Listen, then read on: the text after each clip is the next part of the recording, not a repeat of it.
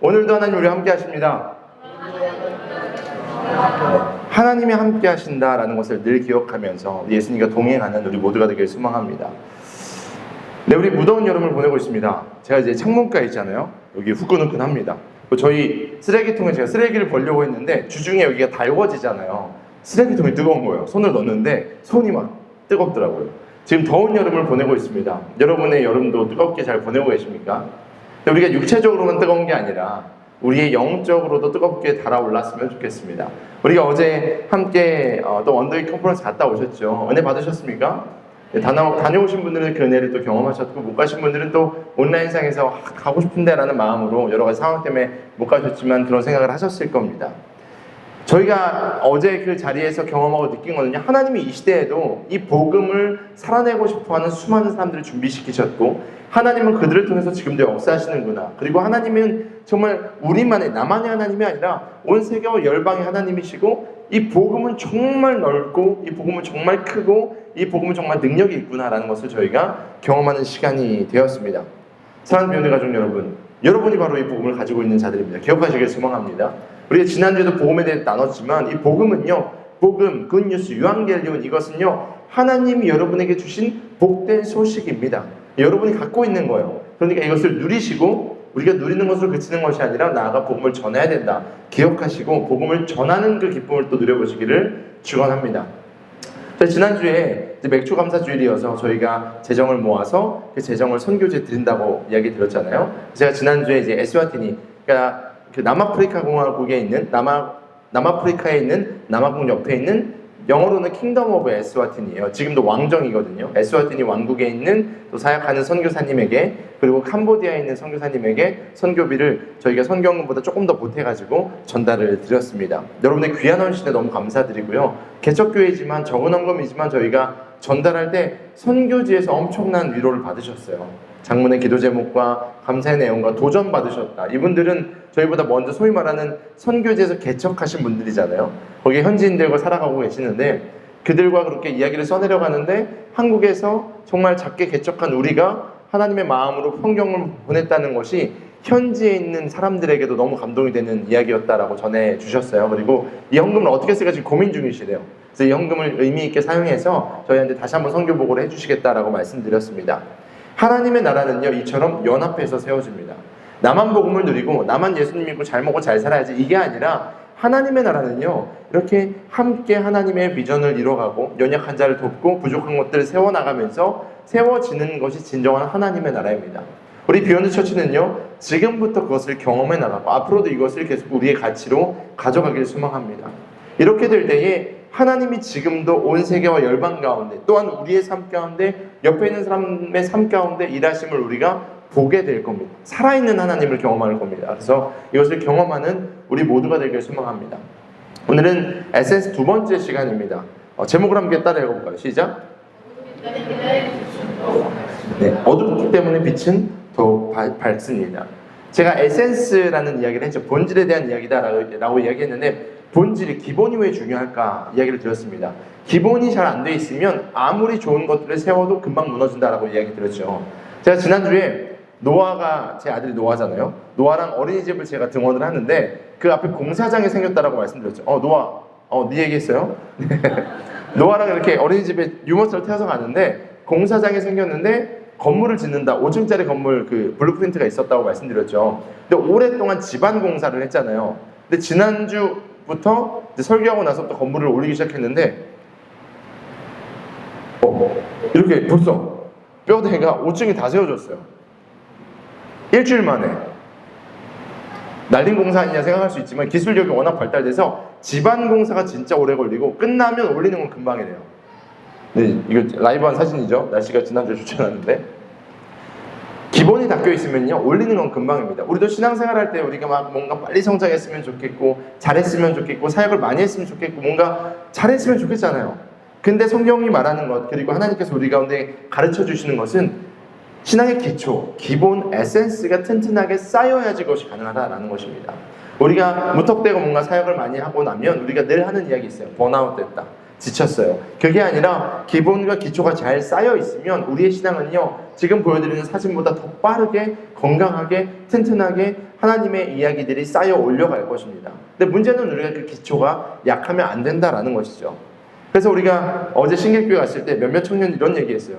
우리 10년 있으면 우리 교회도 이렇게 건물을 올릴 수 있고 잘 될 거야 이런 얘기 하는 거 들었는데, 맞아요. 10년이다 할 수 있습니다. 그런데 우리가 그 10년을 위해서는 지금의 이 에센스, 기초, 본질에 대해서 더 정말 깊이 고민하고 우리의 이 에센스를 잘 가져가는 것이 중요합니다.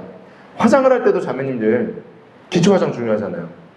여러분이 색조를 아무리 칠하고 싶어도 피부에 먹지 않으면 싹 날아가잖아요. 자매님들 격하게 고개를 끄덕이고 있는데 기초 화장 중요합니다. 피부가 촉촉해야지 그 다음에 화장이 먹잖아요. 피부가 거칠거칠하면 먹지 않잖아요. 저도 약간 요즘 이제 선크림도 바르고 해보다 보니까 피부가 푸석푸석하면요 떠요, 그죠? 근데 피부가 촉촉하면 그 위에는 뭔가를 그림을 그리던 뭔가 할 수 있습니다. 이 기초의 기본에 정말 하나님께서 우리 가운데 얘기하시는 그 본질을 잘 지키시길 소망합니다. 기본이 튼실하면요 나머지는 금방입니다. 하나님이 여러분을 통해서 하시고 싶은 많은 계획이 있는 것을 저희가 기도할 때마다 계속 하나님께서 느끼게 하십니다. 그러면서 저에게 계속 주시는 부담감은요, 목사로서의 부담감은 그러니까 기본에 충실해야 됩니다. 오늘 그 기본에 대해서 함께 나눠보는 시간을 가졌으면 좋겠습니다. 우리가 삶을 살아가다 보면 앞이 보이지 않는 때가 종종 있습니다. 답답하고 힘들고 이게 뭐지라는 생각을 할 때가 있습니다. 제가 지난주에 개인적으로 제가 그 먹방 유튜버들은 팔로우 안 하는데 저는 원래 그 여행 유튜버들 좋아하고 건물 이렇게 곤충 잡거나 이제 뭐 건물을 짓거나 이런 사람 좋아하거든요. 근데 제가 유일하게 팔로우하는 사람이 찌양이었어요. 찌양을 팔로우했는데 지난주에 찌양 사건이 터졌잖아요. 한 주간 엄청 시끄럽고 온라인상에 화제가 된 게 찌양의 이야기였습니다. 심지어 이게 유튜브에만 돈 것이 아니고요, 각종 매체, 심지어 신문과 그 뉴스에도 막 나와서 저희 부모님이 저한테 물어보는 거예요. 찌양이 누구야? 물어보시는 거예요. 그래서 제가 사진을 보여드리니까 나도 이 친구 봤었다고. 근데 이 찌양의 사건이 노아야 또 찌양의 사건이 슬퍼서 찌양의 사건이 딱 생긴 것을 봤습니다. 내용을 알고 보니까 너무 화가 나고 너무 안타깝고 얼마나 이 과정들이 힘들고 어려웠을까라는 생각을 하게 됐습니다. 근데 그 찌양이라는 사람이 응원받는 이유 중에 하나가 너무 성품적으로 그 어려운 상황 가운데서도 어려운 친구들 돕고 많은 사람들에게 선한 영향력을 발휘했기 때문에 많은 사람들이 도와주려고 하는 지금의 모습을 보면서 한 댓글을 제가 봤어요. 그 댓글에 이런 이야기가 있었습니다. 1000만 유튜버도 이런 삶을 사는데 많은 의미를 담고 있는 점점점이었습니다. 1000만 유튜버도 이런 삶을 사는데 라는 이야기였습니다. 우리는 돈을 많이 벌거나 유명해지거나 아니면 힘이 있으면 행복할 것이다 라고 우리는 보통 일반적으로 생각합니다. 그래서 그것을 위해서 우리가 열심히 살아가죠. 돈을 조금 더 벌기 위해서, 힘을 갖기 위해서, 아니면 조금 더 유명해지기 위해서 우리는 그렇게 살아갑니다. 그런 사람들의 인생은 늘 미래가 밝고 아름답고 행복할 것이다. 특별히 SNS에 올라오는 그런 여행하고 즐기고 명품 사고 자랑하고 많은 사람들이 좋아해주는 그런 삶을 살 것이라고 생각합니다. 그런데 비단 이번 사건뿐만 아니라 우리가 사실 아는 것처럼 이 세상의 수많은 사람들은 모두 각자가 갖고 있는 문제와 어려움이 있습니다. 어쩌면 그들은 우리보다 더 깊은 어두움과 때로는 직면해서 이 문제를 해결할 수 없어서 자신의 모든 것을 포기하는 경우들도 우리는 봅니다. 우리는 이런 인생을 터널 가운데 갇혀있는 인생이다 라고 이야기하죠. 성경에 나오는 인물을 한번 들어볼까요? 오늘 시편의 저자 중에 한 명이라고 여겨지는 다윗 어떻습니까? 제 영어 이름이 데이빗이잖아요. 저도 다윗을 참 좋아하는데 다윗 왕, 위대한 킹 데이빗, 그 다윗은요 그렇게 위대한 인생을 살았음에도 불구하고 인생은 녹록지 않았습니다. 제가 설교할 때마다 이 다윗의 아름다운 면도 이야기하지만 힘들었던 면도 이야기하죠. 얼마나 힘들었는지 형들이 있었어요. 형제들이 가득했는데 사무엘이 하나님의 계시를 받고 사무엘이 이제 이새의 집안에서 왕이 날 것이다 라는 계시를 받아요. 그러니까 이새에게 찾아가서 너희 가족들, 너희 자녀들을 좀 데리고 와라. 내가 기름 부어야겠다 라고 이야기합니다. 그러니까 아버지 이새가 형들을 쫙 데리고 와요. 근데 이제 사무엘이 얘도 왕감이 아니고 하나님이 이렇게 잘생겼는데 아니고 쭉 아니라고 이야기했는데 그 자리에는 다윗이 없었어요. 이게 아빠가 생각했을 때도 아들 다윗은요 왕감이 아니었던 거예요. 그러니까 다윗은 그런 취급을 받던 아들이었습니다. 여차저차해서 기름 부음 받고 나서 여러분이 잘 아는 다윗과 골리앗 사건이 있었어요. 작은 소년 다윗이 골리앗을 죽였고 그 칼로 목을 뱄습니다. 그러니까 승승장구해서 결국 그 당시 왕이었던 사울이 이 장군을 죽이면 내가 사위 삼겠다라고 약속했기 때문에 이 다윗이 왕의 사위가 돼요. 인생 폈잖아요. 그런데 왕이었던 사울이 이 사위 다윗을 질투해서 창을 집어던져서 자기 옆에 창이 꽂히는 그런 사건이 발생합니다. 그래서 다윗은요, 자기의 장인어른에게 죽임을 당할 뻔해요. 그러고 도망가요. 그리고 나서 광야에 도망가서 동굴 가운데 살고 있는데 동굴에 다윗을 따르는 사람들이 모이기 시작합니다. 정치가 권력과 돈 많은 사람 아니요. 성경을 보니까요, 엉망진창의 사람들이 모였다라고 이야기합니다. 도망자, 범죄자, 억울한 사람. 그 내용을 한번 볼까요? 성경은 이렇게 이야기합니다. 사무엘상 22장 2절 말씀 우리 같이 한번 읽어봅니다. 시작.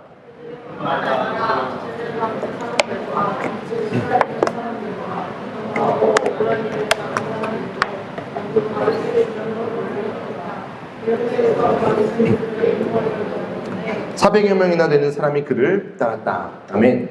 도망자예요. 도망자고 동굴에 숨었어요. 근데 조금 힘이 되는 사람이 왔으면 좋겠는데 지금 보니까 누가 와요? 압제받는 사람들, 빚에 시달리는 사람들, 원통하고 억울한 이런 사람들이 몇 명이나 모였다고요? 400명이나.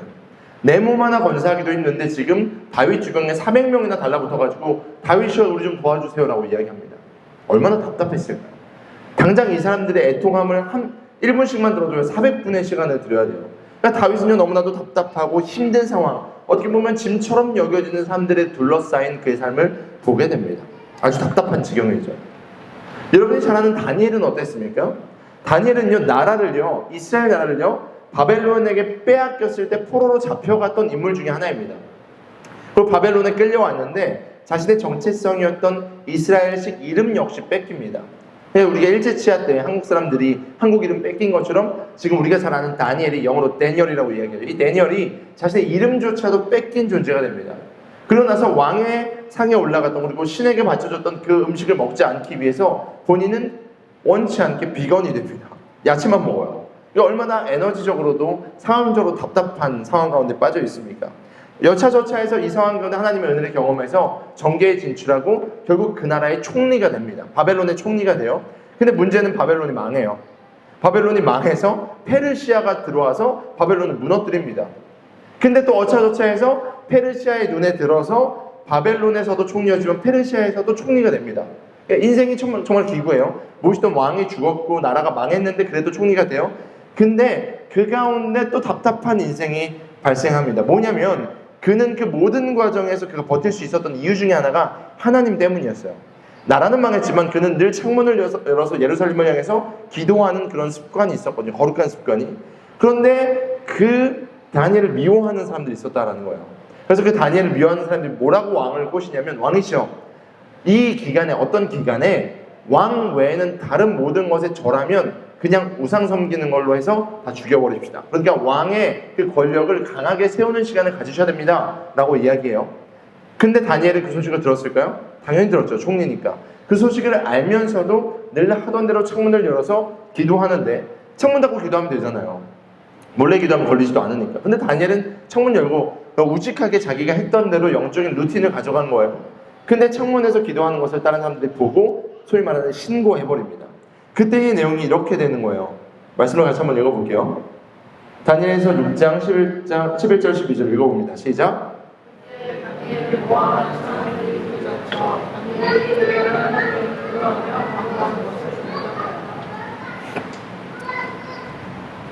12절도 시작.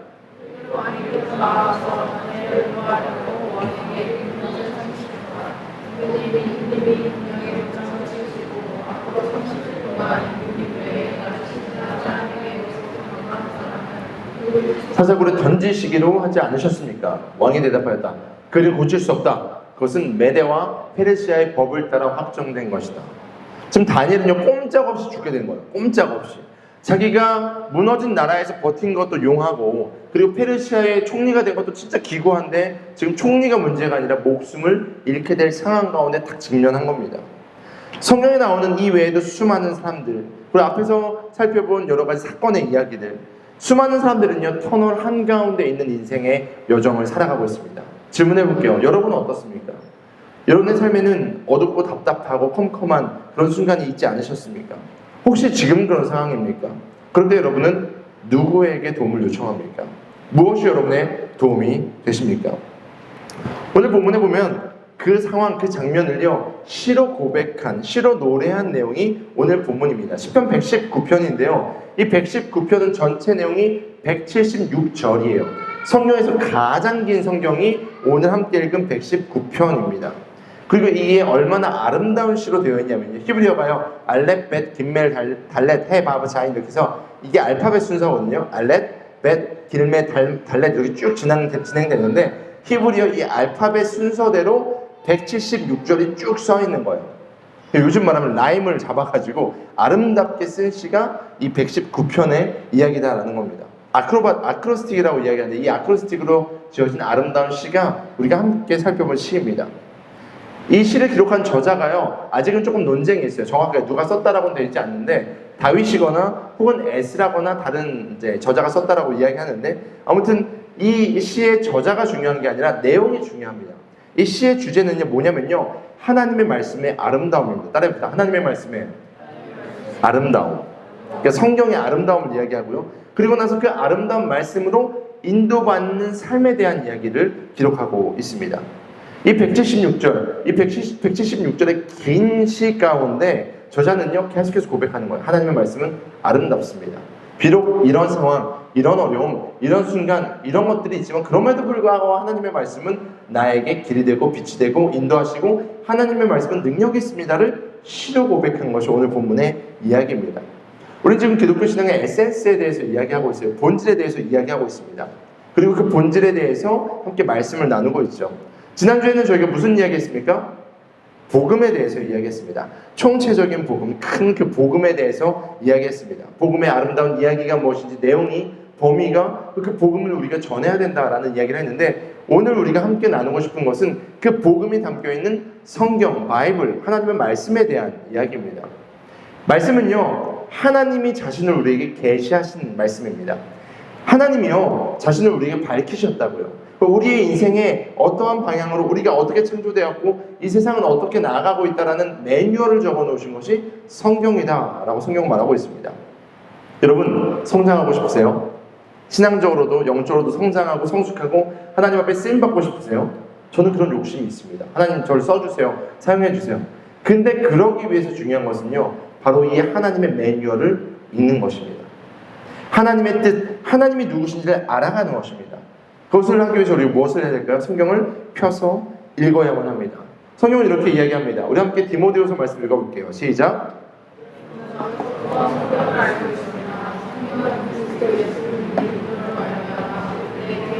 구원에 이르는 지혜를 줄 수 있습니다. 모든 성경은 하나님의 영감으로 된 것으로서 교훈과 책망과 바르게 함과 의로 교육하기에 유익합니다. 성경은 하나님의 사람을 유능하게 하고 그에게 온갖 선한 일을 할 수 있게 하는 것입니다. 아멘. 할렐루야. 믿으십니까? 믿으십니까? 그렇다면 성경을 읽어야겠죠. 우리가 가장 많이 하는 오류 중에 하나는요, 목사님 저 하나님의 쓰임받고 싶어요, 저 성장하고 싶어요, 근데 성경은 좀 어려워요, 안 읽을래요. 이게 큰 오류예요. 성경이 나와 있잖아요. 성경은 하나님의 사람을 유능하게 하고 그에게 온갖 선한 일을 할 수 있게 하는 것입니다. 성경을 피지 않고 신앙이 성장한다 말도 안 됩니다. 성경을 읽지 않고서 어떻게 우리가 하나님의 뜻을 알 수 있을까요? 설교 듣고요, 죄송하지만 제가 지난주 설교 여러분에게 물어보면 아무도 모를 거예요. 기억하지 못합니다. 이게 설교자에게 주신 특권이에요. 제가 지난주에 했던 설교 또 해도 여러분은 아멘 하실 거잖아요. 이게 망각이라는 걸 주셨는데 문을 나서는 순간 까먹는 그 놀라운 역사. 그만큼 우리는요, 설교 들을 때 은혜 받는데 또 잊어버리는 존재예요.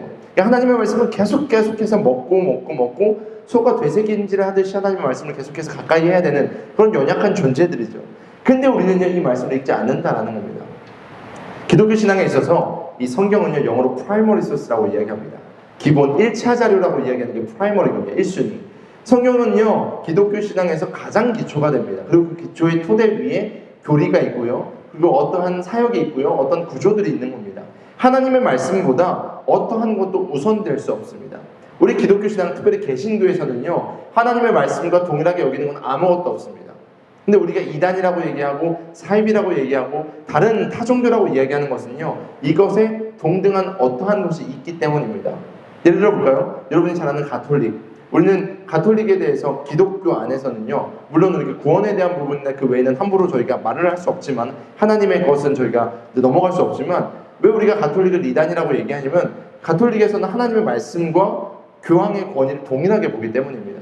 하나님의 말씀을 그들이 수정해요. 그리고 하나님의 말씀에는 죄라고 되어 있는 부분을 이들은 또 용납해요. 이런 부분들이 생깁니다. 예를 들어서 이것처럼 우리는 하나님의 말씀 외에는 다른 것이 진리가 아닙니다라고 말하는 우리는 개신교도들, 크리스찬이고요. 우리는 복음주의, 하나님의 말씀을 따르는 복음주의 안에 있는 사람들입니다. 아무튼 우리는 이 하나님의 말씀, 프라이머리 소스, 가장 귀하고 능력 있는 이 말씀을요, 읽어야 된다는 것이죠. 하나님은요, 이거 장식품으로 두라고, 크리스찬이야 갖고 다니라고, 아니면 내 어플에 십자가가 있어가 아니라 하나님이 우리에게 직접 말씀하신 그 말씀을 읽을 수 있도록 우리 가운데 성령을 주신 것을 기억해야만 합니다. 제가 여러 가지 성경책이 있는데 제가 한 7개 정도 있는데 그 중에 제가 대학원 들어갈 때 제가 제 스스로에게 선물로 사준 성경책이 있어요. 검은색으로 독일 성서 공예판이라고 써있는 성경책인데, 개역 개정판인데, 거기 첫 페이지에 제가 써놓은 글씨가 있습니다. 라틴어로 톨레레게예요. 톨레레게. 이 톨레레게라는 단어는요, 라틴어로 펴서 읽어라 라는 뜻이에요. 신학생인 저에게 스스로가 펴서 읽어라 라고 제가 써놓은 건데, 이 톨레레게라는 단어가 유명해진 이유가 있습니다. 여기 있는 사람이요, 여러분이 잘 아는 성 어거스틴입니다. 세인트, 성자라고 얘기하는 어거스틴, 아우구스티누스예요. 참회록 고백록을 썼던 유명한 성 어거스틴. 근데 이 성 어거스틴은요, 18세에 아이를 가질 정도로 엄청 정욕적인 사람이었어요. 엄청 음란했고, 그리고 되게 세상적이었던 사람이 바로 이 어거스틴이라는 사람이었습니다. 과거에요, 그가 이제 진리에 대한 탐구를 열심히 했어요. 그런데 잘못된 방향으로 해서 마니교라는 이단에 빠져 있었습니다. 그리고 나서 엄청 육체적으로 살아갔던 사람이 이 성 어거스틴인데, 이 어거스틴이 그 종교에 9년 정도 빠져 있을 때 친구가 29에 죽어요. 친구가 죽는, 가장 가까운 친구가 죽는 사건을 경험하면서 진리에 대해서 다시 한번 고민하기 시작합니다. 그때 이제 성 어거스틴의 어머니가 엄청나게 어거스틴을 위해서 기도했는데, 하루는 이 어거스틴이 집 근처에서 한 음성을 듣습니다. 바로 이거였어요. 톨레레게, 톨레레게, 톨레레게. 한 아이의 음성, 여자인지 남자인지 그가 기록했을 때 한 여자인지 남자인지 모르겠지만 한 어린아이의 음성이 들렸다. 톨레레게, 톨레레게. 그래서 그가 갑자기 순간 깨달아서 성경책을 펴서 읽었는데, 그 성경책에서 말씀하시는 본문이 이거였습니다. 같이 한번 읽어볼게요. 시작.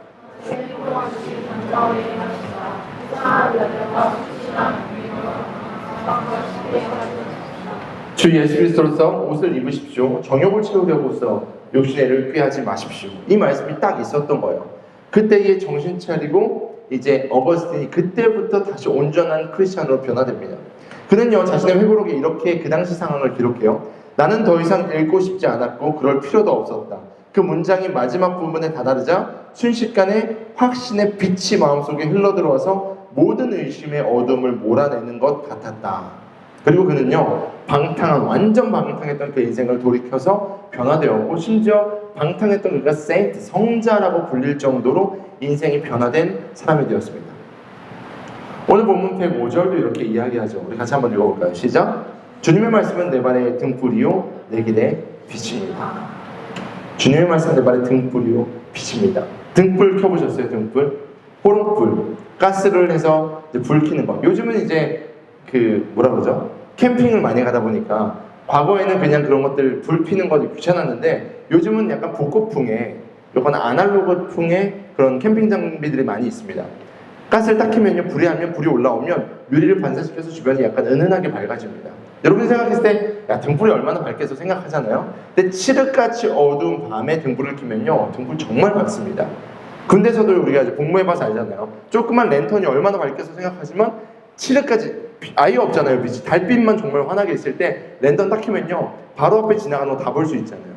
그 내용입니다. 최첨단 LED가 아니어도 그 당시에 등불은요, 우리의 주변을 밝게 하는 그런 도구였습니다. 성경의 저자는 이렇게 이야기하는 거예요. 주님의 말씀은 이 어두운 내 인생 가운데 등불이 된다.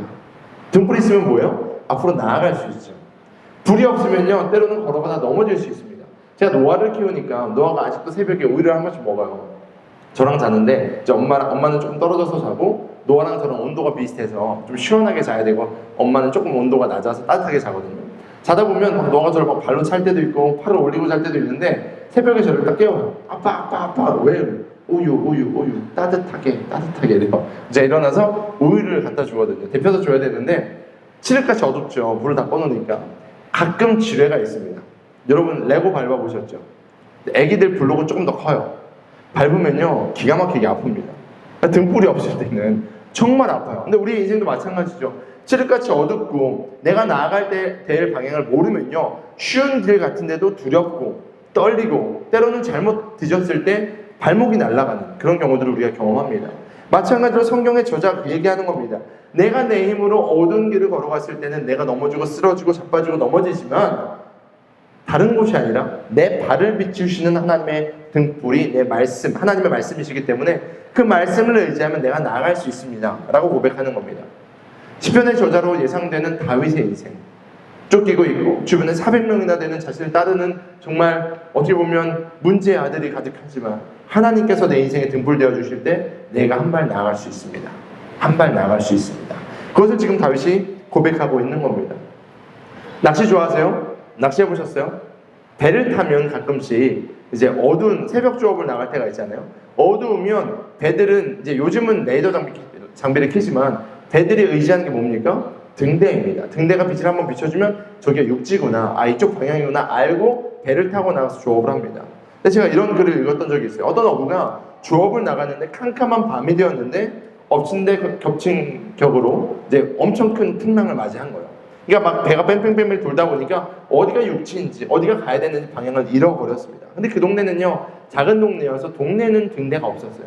문제가 생겼죠. 이러다가 이제 가족들도 못 보고 난 죽겠구나 생각했는데 저 한쪽에서 불빛이 막 비치는 거예요. 불빛이 조금씩 비치니까 저기 육지구나. 육지로 가야지. 그리고 나서 배를 돌려서 어부가 육지에 도착을 했습니다. 근데 육지에 도착했는데 배를 겨우 정박하고 있는데 아내가 울면서 한국에서 자기를 기다리고 있는 거예요. 그래서 이 어부가 내가 걱정이 돼서 나왔구나 그랬는데 이 아내가 하는 말이 여보 큰일 났어. 우리 집에 불 나가지고 집이 다 타버렸어 라고 이야기했답니다. 근데 이 어부가요 그럼에도 불구하고 웃으면서 이렇게 이야기했대요. 여보 우리 집은 다 탔는데 내가 죽을 뻔했어. 근데 내가 집이 불에 타서 그 불빛 때문에 겨우 돌아올 수 있었어. 이런 에세이를 써놓은 글을 봤습니다. 마찬가지예요. 우리의 인생에는요 불빛이 필요합니다. 심지어 내 집이 다 타버리더라도 내가 나아갈 때 방향만 가르쳐줬으면 좋겠습니다 라고 말하는 것이 오늘 우리가 살아가는 인생입니다. 근데 하나님께서 말씀하시죠. 내 말씀이 너희들의 인생을 비춰줄 거야. 너희들은 이쪽으로 나아가면 돼. 내가 너희에게 나아갈 방향을 말해줄 거야. 그렇다면 우리는요 우리의 인생을 지도하시고 이끌어가시는 그 말씀을 붙들어야 되지 않겠습니까? 112절에 보면요 이렇게 이야기합니다. 같이 한번 읽어볼게요. 시작. 내 마지막 순간까지 변함없이 주님의 율례를 지키기로 결심하였습니다. 시편의 저자가 수많은 어려움을 그 중간에 이야기합니다. 119편의 내용을 보면요 중간에 내가 행복합니다라는 내용만 있지 않아요. 우리의 인생을 쭉 여러 가지 시로 표현을 합니다. 하지만 이렇게 고백합니다. 내 마지막 순간까지 변함없이 주님의 율례를 지키기로 결심하였습니다. 결국 시편의 저자는요 하나님이 들어쓰시는 하나님의 인도함을 받는 멋진 인생을 살아냅니다. 축복하기는요 저희 여러분이 주님의 말씀을 지키기로 결단하고 하나님의 인도하심을 받길 소망합니다. 세상의 인도함이 아니고요 내가 걸어가 보는 길이 아니고요 하나님이 인도하시는 그 걸음을 걸어가기를 축복합니다. 우리가 읽는 이 성경은요 헬라어로 두 가지 말씀이라는 단어가 있습니다. 첫 번째는요 따라해봅시다. 로고스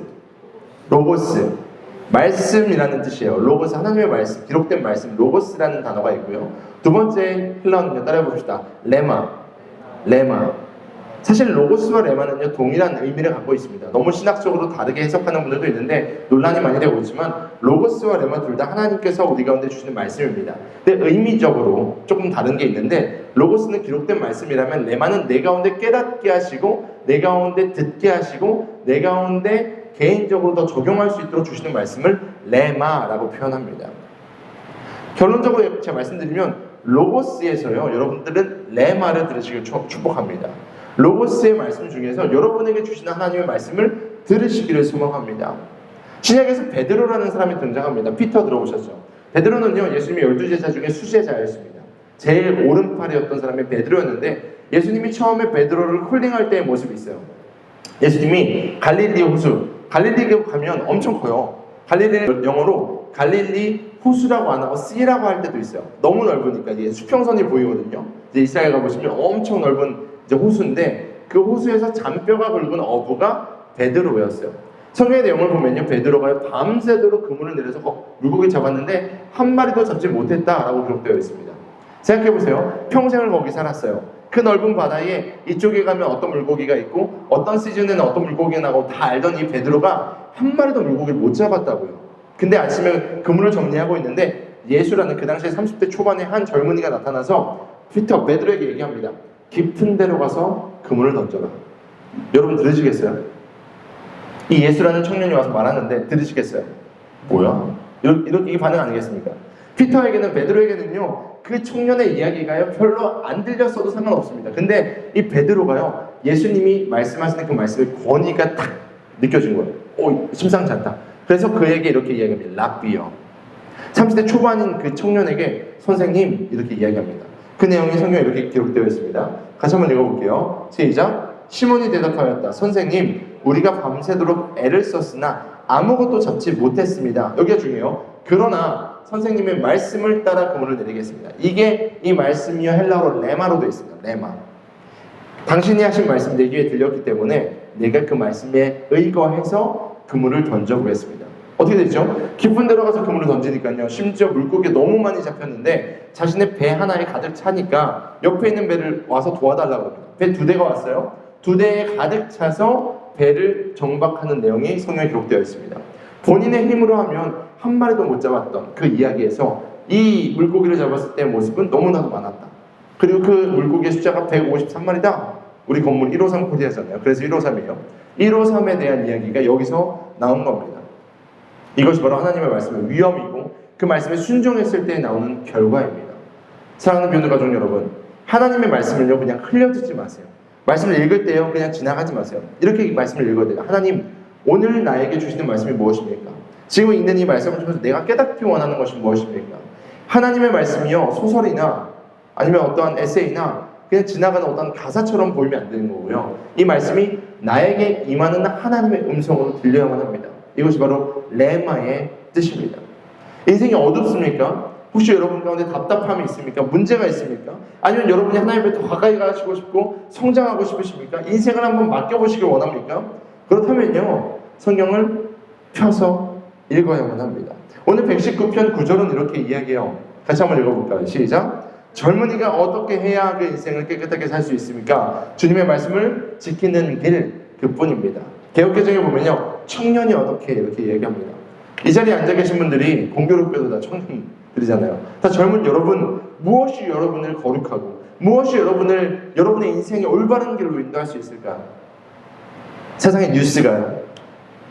아니면 챗GPT가요? 여러분의 여자친구 남자친구가요? 돈이요?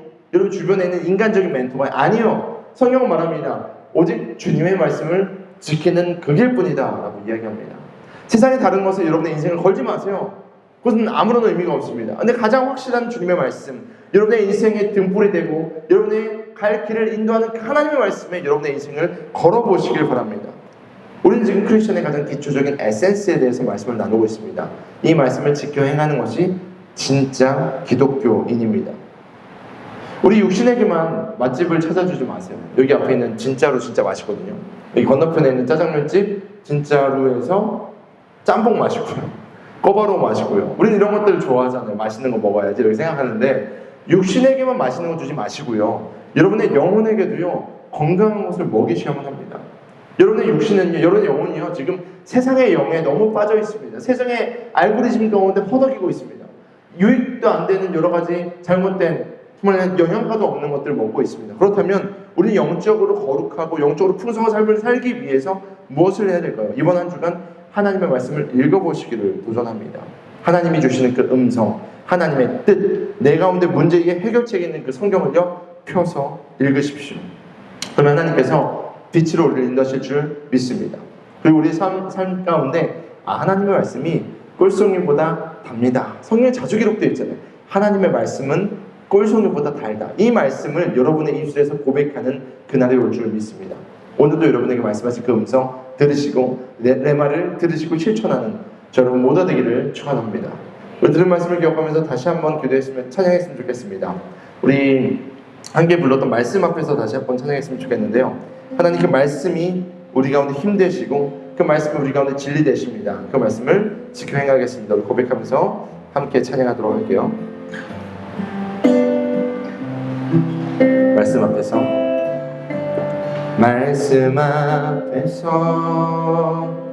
경외함으로 주님 앞에 홀로 섭니다. 주께 홀로 섭니다.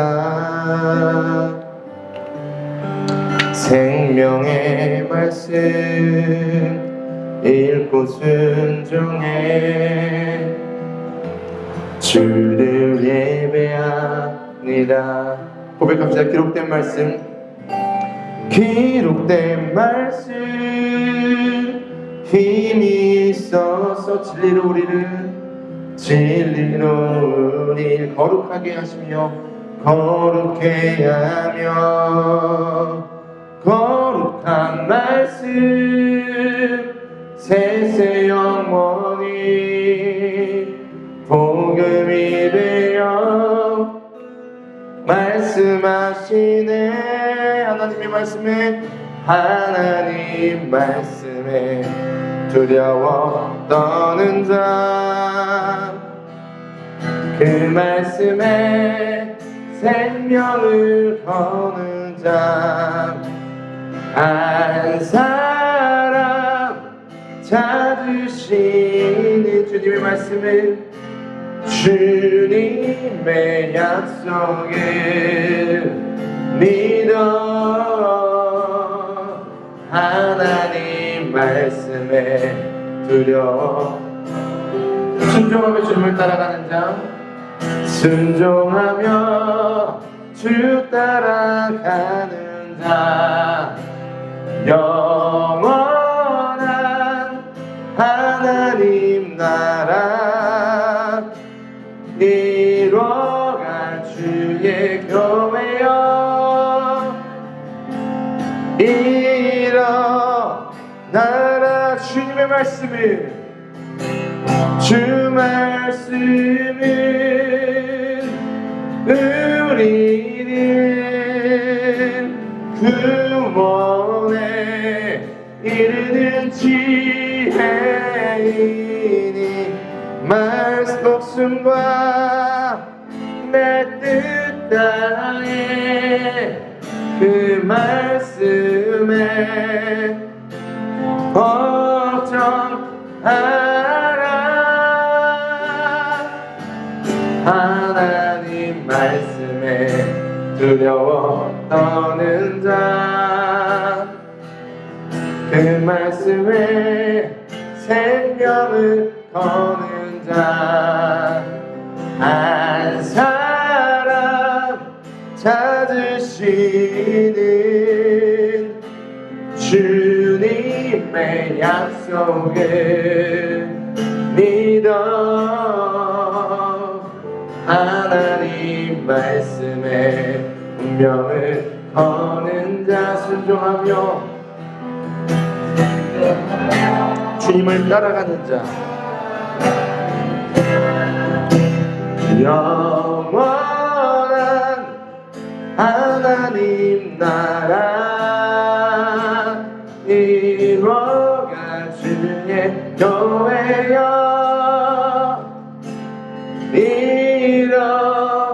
일어나라. 우리 같이 기도합시다. 이 시간에 기도할 때 자리에서 일어나서 기도할까요? 하나님, 내가 그렇게 그 말씀을 가운데 순종하며 살겠습니다. 이제 펴서 읽겠습니다. 주님의 말씀이 우리 가운데 이 시대를 살아가는데 어떠한 지혜를 주시는지, 내 가운데 무엇을 말씀하시는지 깨닫는 영을 부어주시고 결단하며 발을 떼게 하여 주시고, 세상에 다른 것이 나의 인생의 기초가 되지 않게 하여 주시고, 다른 것이 내 발의 등이 되지 아니하도록 주님, 오직 주님만 붙들고 나갈 수도 인도해달라고 우리 같이 한 목소리로 간절한 마음을 기도하겠습니다.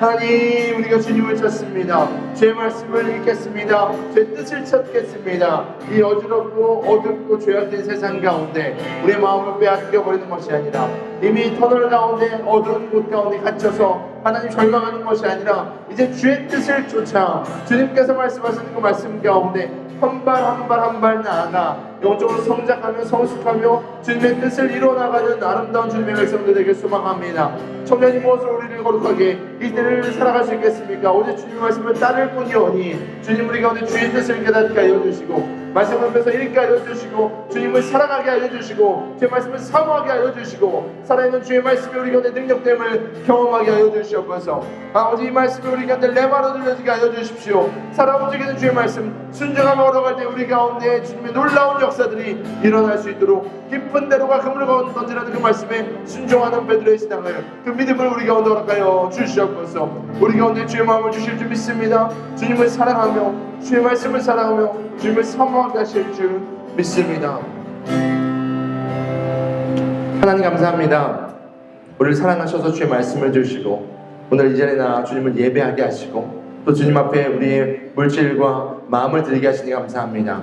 하나님 오늘 드려진 모든 예물이 주님 앞에 상달되게 하여 주시고 과거의 두렵돈을 기억하여 주셔서 적은 물질이지만 드린 그 마음의 기도의 제목들과 소원하는 것들을 응답하여 주시고 특별히 10의 1조를 구분하여 주님께 드린 자들이 있습니다. 재물의 청직이 되게 하여 주셔서 마르지 않는 샘으로 공급하여 주시되 하나님 고아와 과부와 소외된 자들 죽어가는 많은 영혼들을 살리는 데 이 물질이 쓰이게 하여 주시고 그의 인생 역시 그렇게 주 앞에 쓰임받는 재물의 청직이 될 수 있도록 축복하여 주시옵소서. 오늘 말씀을 듣고 결단합니다. 어제 주의 말씀을 쫓아가겠습니다. 성경을 펴서 읽겠습니다. 이 시대를 쫓아가는 것이 아니라 마음을 새롭게 함으로 변화를 받아 하나님의 선하시고 기뻐하시고 온전하신 뜻을 분별하며 살겠습니다. 하나님 우리 가운데 지혜의 영으로 함께 해주시고 성령 하나님 우리 가운데 주님 재촉하신 주의 음성이 들려지게 하옵소서. 펴서 읽으라. 주님 우리가 주의 말씀을 듣고 행할 때에 어둡고 컴컴해서 앞이 보이지 않았던 우리의 인생 가운데 길이 보이게 하여 주시고 빛이 임하게 하여 주시고 어둠은 물러가게 하여 주시고 이내 인생 가운데 하나님의 아름답고 선하신 뜻을 경험하게 하여 주시옵소서.